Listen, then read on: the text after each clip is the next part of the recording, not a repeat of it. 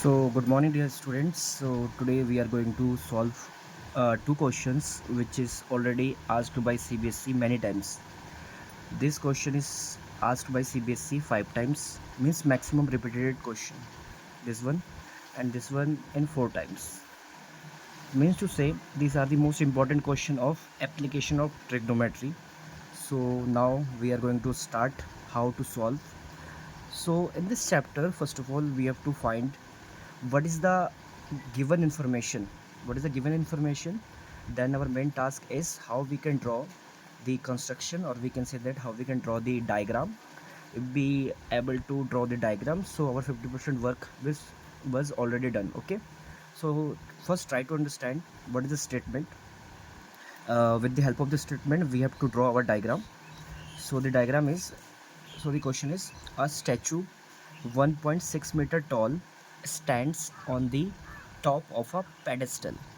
A statue 1.6 meter tall stand on the top of a pedestal. For pedestal like means कहने का मतलब ये है, pedestal is like a stand जिसके ऊपर स्टैचू रखा हो सकता है. एक स्टैंड है मान के चलिए. For example this is a stand pedestal जिसके ऊपर स्टैचू में रख सकते हैं. A statue 1.6 meter tall stand on the top of a pedestal. And ये जो पेडेस्टल है, स्टैंड है, इसके ऊपर एक स्टैचू रखा हुआ है. फॉर एग्जाम्पल कुछ भी बना सकते हैं. For example this is a statue. The height of the statue is 1.6 metre. ठीक. From a point on the ground the angle of elevation of the top of the statue is 60 degree. यानी कहीं ना कहीं एक point ground पे है. Obviously बात, this is a ground. इस ग्राउंड से the angle of elevation of the top of the statue, जो स्टैचू तो ये है, तो स्टैचू के टॉप का जो एंगल ऑफ एलिवेशन, और एंगल ऑफ एलिवेशन कहाँ से बनता है? ऑब्वियसली बात नीचे से बनता है. तो कहीं ना कहीं ये ग्राउंड है, तो ग्राउंड से इसके टॉप पे एंगल ऑफ एलिवेशन बन तो रहा है, लेकिन ये कितने डिग्री का बन रहा है? This is called 60 degree. तो 60 डिग्री बनाने के लिए मुझे इसके बेस को मैच करना पड़ेगा. Let's suppose this is 60 degree. ठीक. And from the same point, यानी इस पॉइंट से, सेम पॉइंट से, and from the same point the angle of elevation of the top of the pedestal. पहले तो था यहाँ से टॉप ऑफ द स्टैचू, अब बोला सेम पॉइंट से the angle of elevation of the top of the pedestal. यानी इसी पॉइंट से पेडेस्टल का टॉप कहाँ है? ऑब्वियसली बात, this is the top of the pedestal. ये है पेडेस्टल का टॉप. तो उस समय एंगल कितना बन रहा है? 45.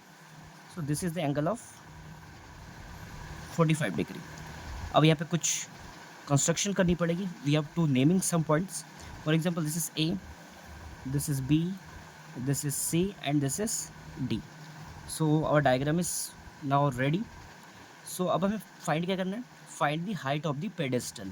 So this is the height of the pedestal. Pedestal तो ये है, और pedestal के ऊपर क्या रखा हुआ है? स्टैचू. तो हमें इससे तो मतलब नहीं है. We have to only find the height of the pedestal. Let's suppose we have to find height. So let this is H. H means height. ठीक है. अब हमें पता है कि मुझे हाइट तो फाइंड करना है. तो हाइट फाइंड करने के लिए या तो मेरे पास हाइपोटेनियस की एक वैल्यू होनी चाहिए या फिर बेस होनी चाहिए. मेरे पास तो कोई भी वैल्यू गिवन नहीं है. ठीक. सो वी कैन कंसिडर, हम मान सकते हैं जो हमारा ये बेस है इसको हम कुछ भी लेट कर सकते हैं. फॉर एग्जांपल मैंने इस बेस को एक्स लेट कर लिया. ठीक. एक्स मैंने इसको लेट किया.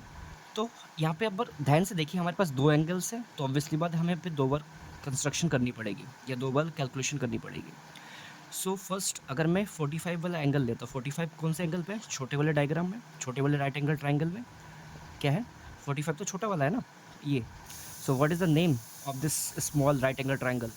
यहाँ पे ले लेते हैं डी, बी एंड सी. तो यहाँ पे लिखना पड़ेगा in triangle D B C.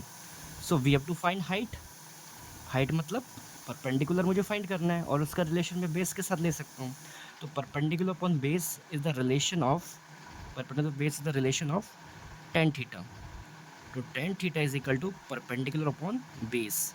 Now we have given tan theta is, theta angle is 45 degree is equal to perpendicular h, और बेस हमने क्या कंसिडर कर रखा है? x, क्योंकि कोई वैल्यू है नहीं इसलिए हमने अपनी तरफ से x माना है.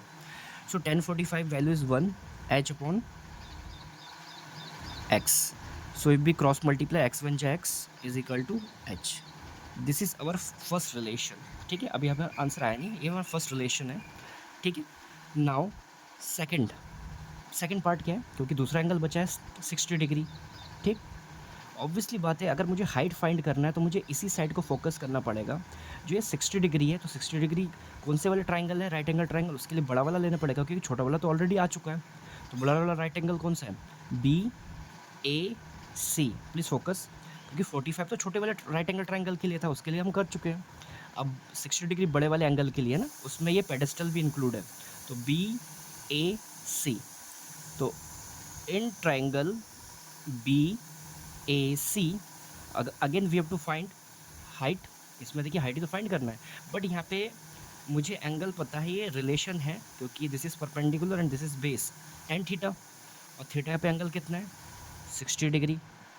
परपेंडिकुलर, प्लीज़ फोकस, जो अब हमारा ये परपेंडिकुलर है, जब मैंने पूरा बड़ा वाला ट्राइंगल लिया है तो ये हमारा जो परपेंडिकुलर दो पार्ट्स में डिवाइड है, ए से लेकर डी और डी से लेकर सी।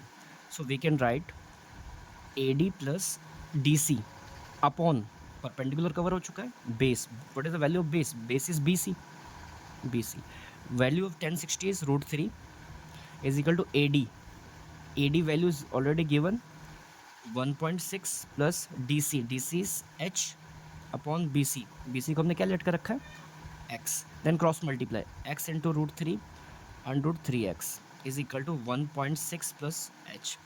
अब हम अगर अच्छे से थोड़ा इसमें फोकस करें तो value is already given, x की जगह हम h रख सकते हैं और h की जगह x रख सकते हैं, कोई भी हमारी चॉइस है। तो हम क्या कर रहे हैं, हम रख रहे हैं x की जगह h, क्योंकि x को h रखा जा सकता है, h को x रखा जा सकता है। So √3 in place of x we can put h is equal to 1.6 plus h को इधर लेके आएंगे, √3h this is plus h, इधर आके minus h is equal to 1.6। So what is the common thing, the common thing is h, because we have to find the h ना। सो h common ले लिया, तो यहाँ पे क्या बचा √3, और यहाँ से h जैसे ही बाहर आ गया तो अपनी जगह पे कितना छोड़ा उसने 1 is equal to 1.6। Now again h के साथ अब ये मल्टीप्लाई में है ब्रैकेट, तो ये चला जाएगा डिवाइड में, 1.6 divided by √3 minus 1। So this is the answer. यहाँ तक भी आंसर हमारा ठीक है, but we have to rationalize this. Rationalize कैसे करेंगे, so h is equal to 1.6 upon √3 minus 1। So rationalize in grade 9 there is one chapter polynomials, जहाँ पे सीख चुके हो कि रैशनलाइज कैसे करते हैं। सो सेम चीज़ को हमें किस में कन्वर्ट करना है, सेम ही लिखना है, बट अपोजिट सिंबल के साथ है, माइनस है तो प्लस, प्लस होता तो minus, divided by 3 + 1। Then multiply का सिंबल है, तो आमने सामने मल्टीप्लिकेशन हो सकता है, ठीक ना। यहाँ हम एक रूल ऐसे फॉलो कर सकते हैं, 1.6 इसको हम ऐसे लिख सकते हैं ब्रैकेट के तरह, and there is one rule, देखिए सेम आपको अपॉन में सेम चीज़ दिखाई दे रही है, बट विथ अपोजिट सिंबल्स। तो मैंने आपको एक बताया था रूल, जब सारी चीज़ें सेम हो और खाली प्लस माइनस में डिफरेंस हो, तो द फॉर्मूला इज फर्स्ट वाले का स्क्वायर। फर्स्ट में कौन है √3 का स्क्वायर, माइनस दूसरे वाले का स्क्वायर, दूसरा कौन है 1, तो 1 का square. This is the trick. और we can set this is the formula of a minus B और a प्लस बी, मतलब a² माइनस b² भी कर सकते हो, बट अब ये रिमेंबर रखो कि जब सेम चीज़ें आए और बीच में माइनस या प्लस का डिफरेंस हो, तो पहले वाले का स्क्वायर माइनस दूसरे वाले का स्क्वायर। सो 1.6 ब्रैकेट √3 + 1, √3 का square is only 3 minus 1, so 3 minus 1 2 हो जाएगा, 1.6 √3 + 1, और ये हो जाएगा आपका 2 से इसको कैंसिल आउट करेंगे तो हो जाएगा 0.8 bracket √3 + 1। So this is the answer in meter. So this is the height of the building. फिर आपको एक वर्ड्स लिखने पड़ेंगे। So the height of the building is 0.8 √3 + 1। So this is the answer of this question. Okay, I hope you all understand. अगर आपको नहीं समझ में, इसको वीडियो को दोबारा देखिए, बार बार देखिए कि कंस्ट्रक्शन कैसे करना है। 2 एंगल्स थे, इसलिए हमें 2 बार वैल्यूज़ को कंसिडर करना पड़ा, ठीक है।